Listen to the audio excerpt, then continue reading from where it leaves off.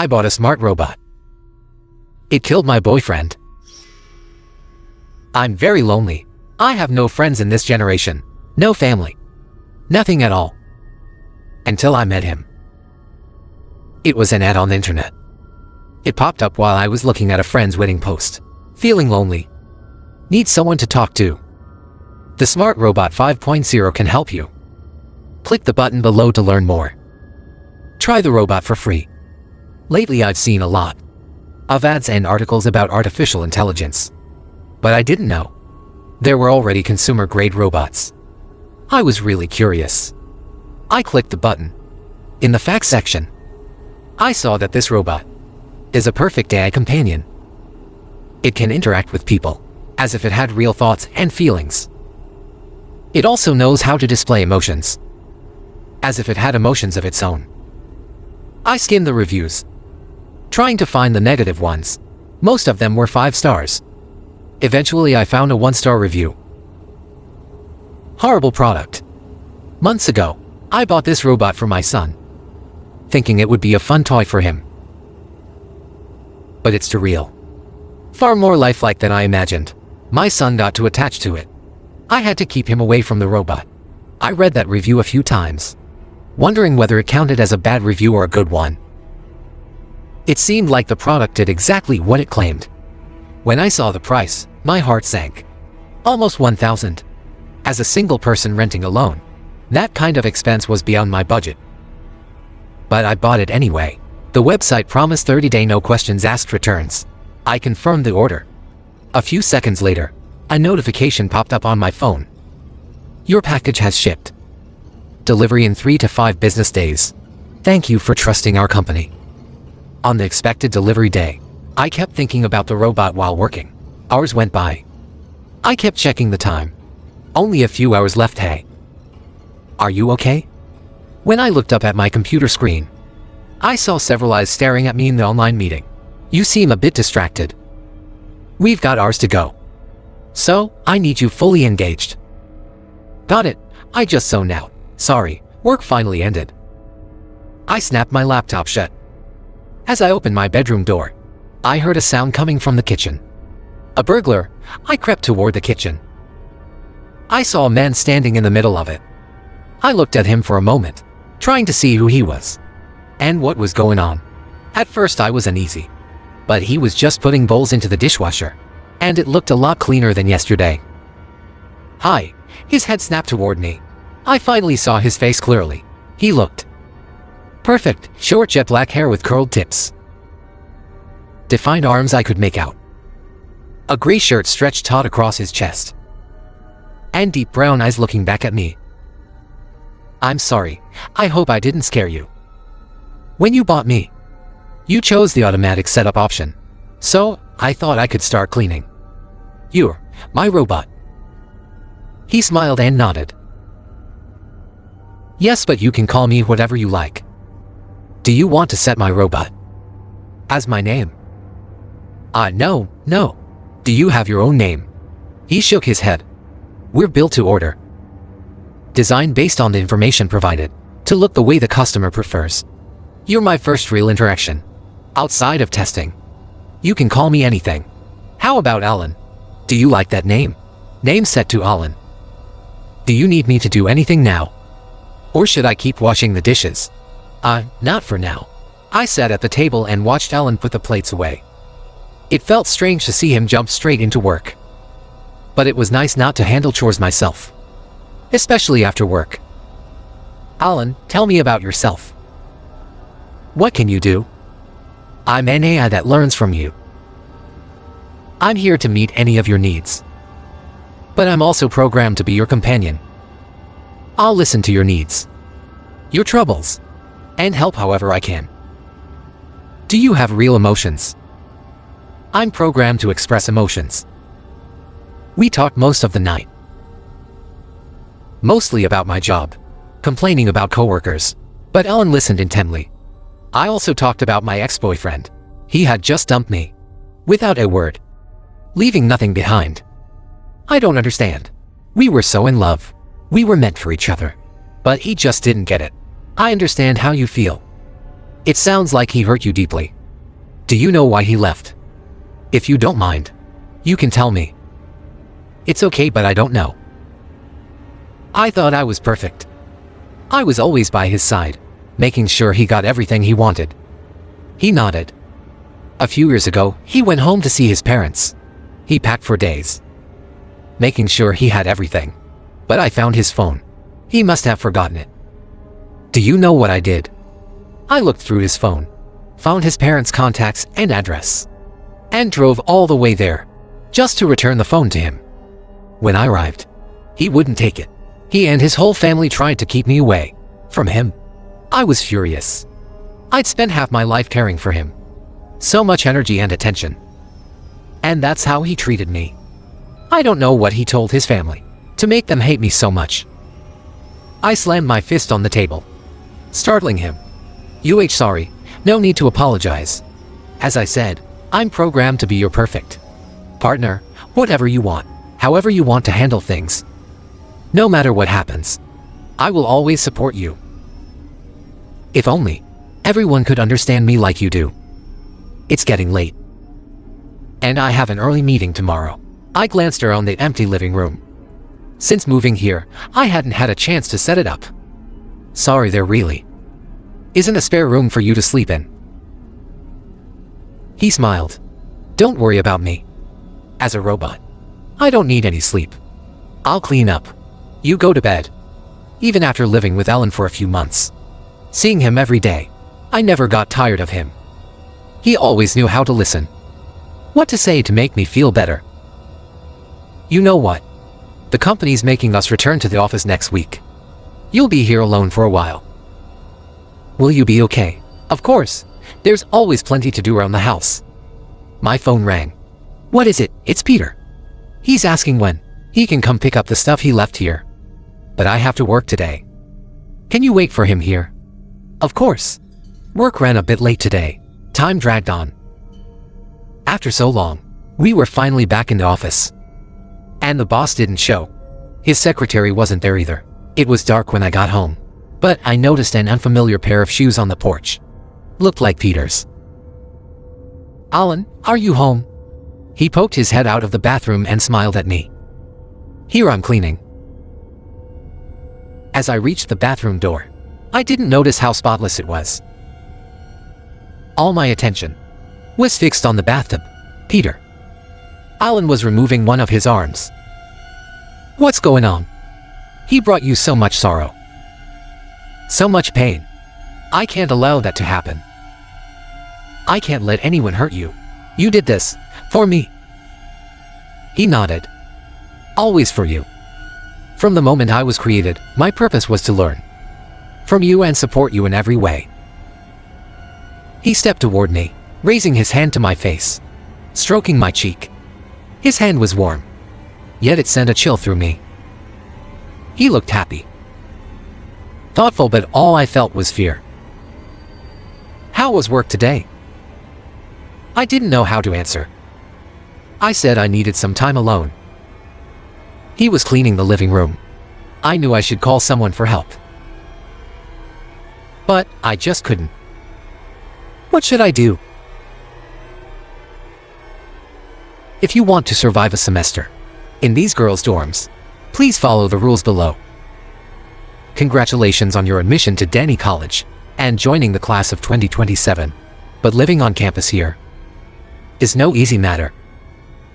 Danny College only provides housing for sophomores and above. That means you've already fallen into the trap. Before you can be rescued, you must stay here for one semester.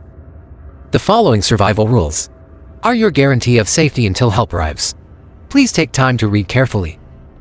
Friendly reminder: all rules should have a period after the number. If there's a colon, ignore it. But do not hang any posters with faces, including artworks. 2. Your space is on the left side of the room. Make sure none of your belongings are ever placed on the right. The right side belongs to your roommate. 3. Make sure to throw trash into the small bin in the back right corner. 4. Your roommate is Lisa. Try to keep a good relationship with her. She used to be like you, but she didn't make it through the semester. Lisa likes to drink. If she returns to the dorm sober, but smells of alcohol, greet her. Then continue what you were doing. If she comes back drunk, do not interact with her at all. If Lisa is drunk and tells you her head hurts, bring her a bottle of water. 7. Your dorm has a bathroom, but it's only for washing up and using the toilet.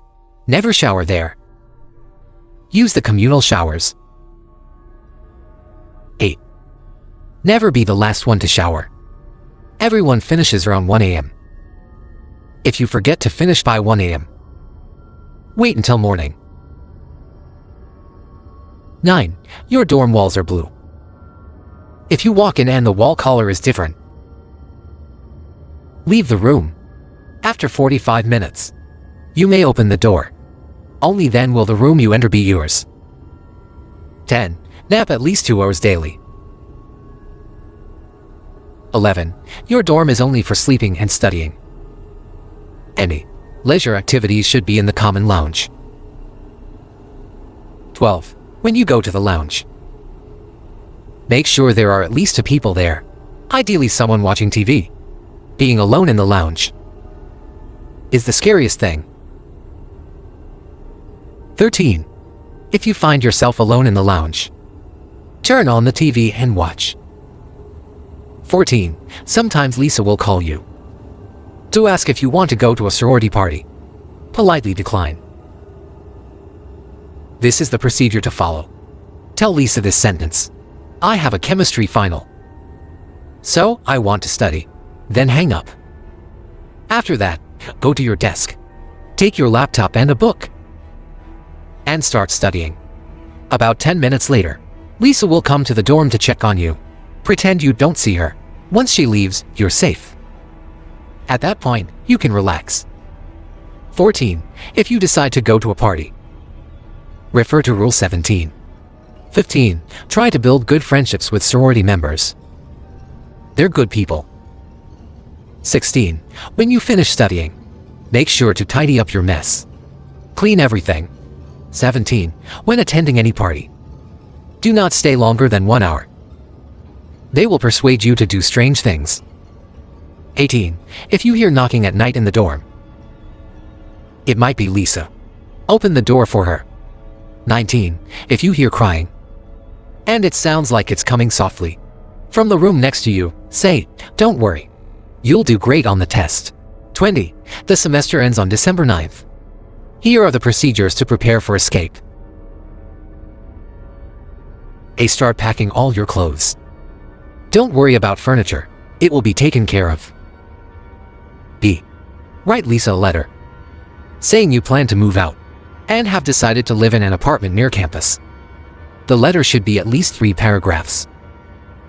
Say you'll miss her and that she's been a good roommate, etc. Do not say anything negative. C. At sunset, Lisa will return to the dorm. Hand her the letter. Do not leave the building without giving it to her. D. After she finishes reading, say goodbye. Take your suitcase and leave the room.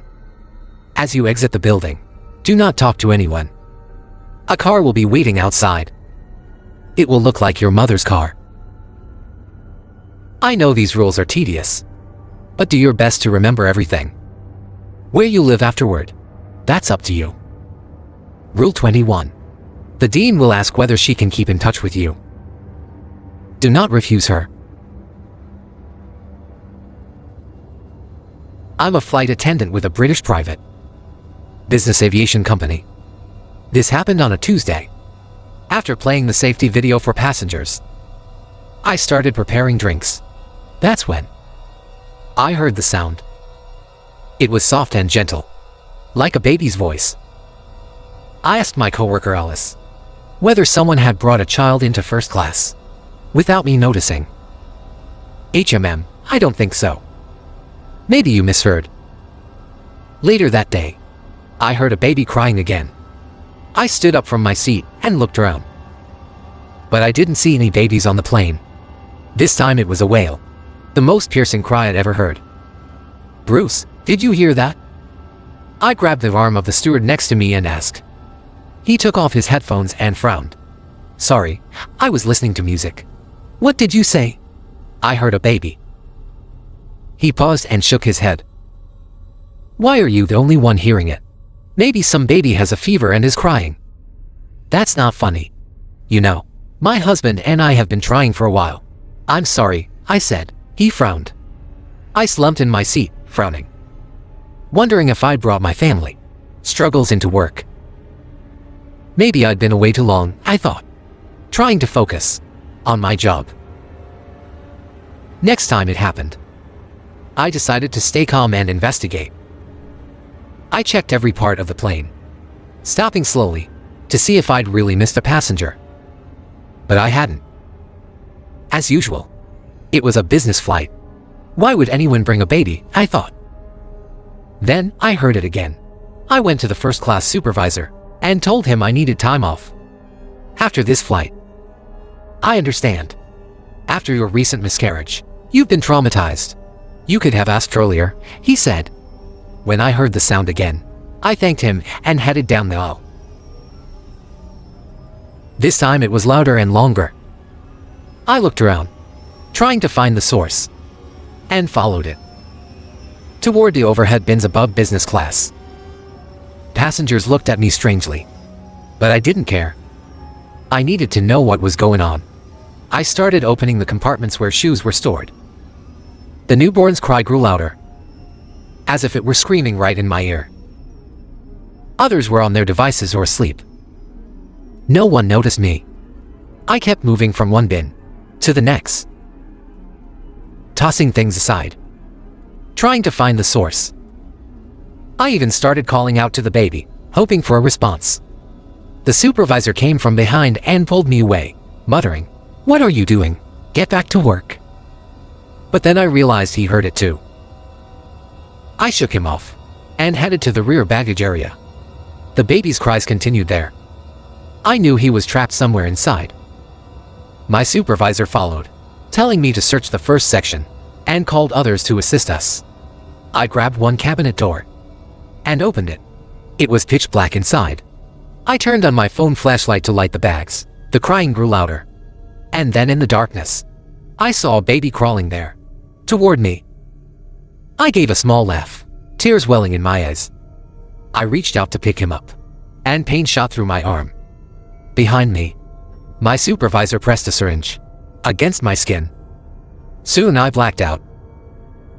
When I woke, I was back at the front of the plane. My supervisor told me to see the nurse. "What about the baby? What happened?" He looked at me like I was crazy. But I knew what I'd heard, and I remembered what we'd seen, thinking of what he'd done before. I didn't dare ask again. What was he hiding? I went to Nurse Alice, told her I was just tired. "The supervisor said you heard something," she asked. I lied to her, claiming I'd heard nothing. "Well, he said you made a scene, and he had to sedate you," she said. "I think after we land, you need some time off," Alice told me. I nodded, then sat back down next to Bruce. But I didn't relax for a second, because I was sure the child was in danger. "Feeling better?" Bruce asked. I wasn't sure I could trust him, but I told him anyway. I thought he'd mock me at first, but he believed me, and buckled, and said he'd take me there. We hurried to the back, and I glanced at Alice, who shot me a strange look. I knew she'd follow. We stood there, listening quietly for any sound. His eyes scanned every bag. "Are you sure it's here?" I pushed a duffel aside, went to the spot where I'd found the baby, but there was nothing. He must have done something to quiet the baby. "We have to search all this luggage," I rasped.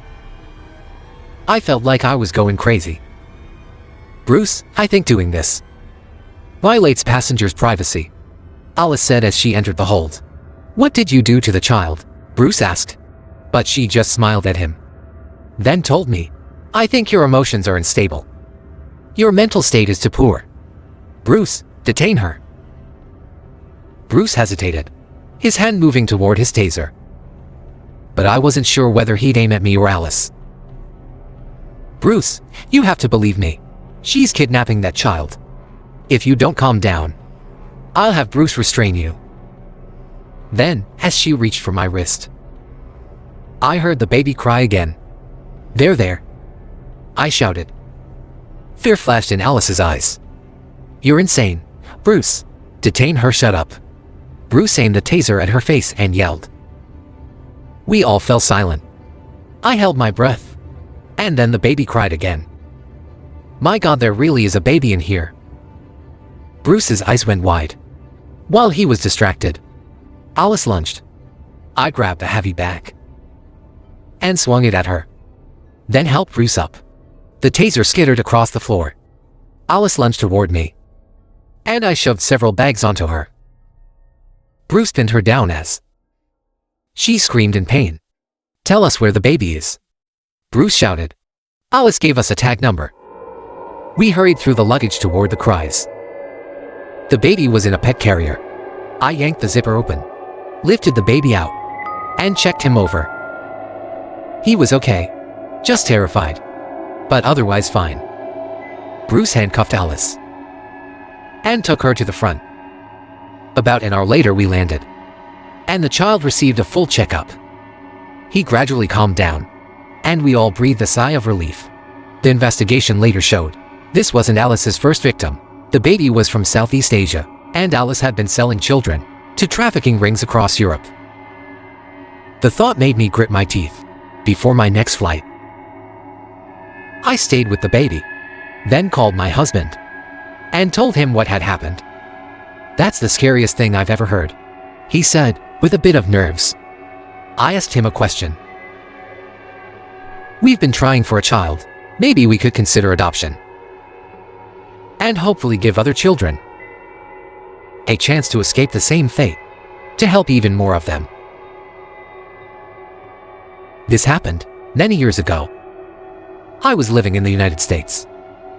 That day a friend and I went to JCPenney to exchange a size for her baby girl's clothes. It's a huge American department store chain. At the time, we each had a toddler son with us. They sat facing each other in a double stroller. After a few minutes in the store, the two kids started tugging the clothes back and forth. I took the item from their hands and tossed it onto the storage rack under the stroller, ending the tug-of-war. My friend shopped a bit more. The kids laughed and fussed for a while. He finished the exchange, paid for other items, and we left the store, had lunch in the food court, let the kids play in the play area, then bought coffees and got ready to go. As we got the coffee, a security guard walked up to me and asked what I'd stolen. I was stunned and told him I hadn't stolen anything. He said the surveillance clearly showed evidence of theft, and if I confessed, he'd handle it leniently.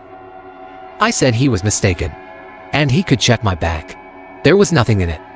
He immediately pulled the clothing from under the stroller. While the kids were fussing, my friend didn't know I'd put it under the stroller, so he grabbed another one. I didn't notice, because he also bought other things, and at the time, I was busy stopping the kids from poking each other's eyes. I told the guard we hadn't meant it.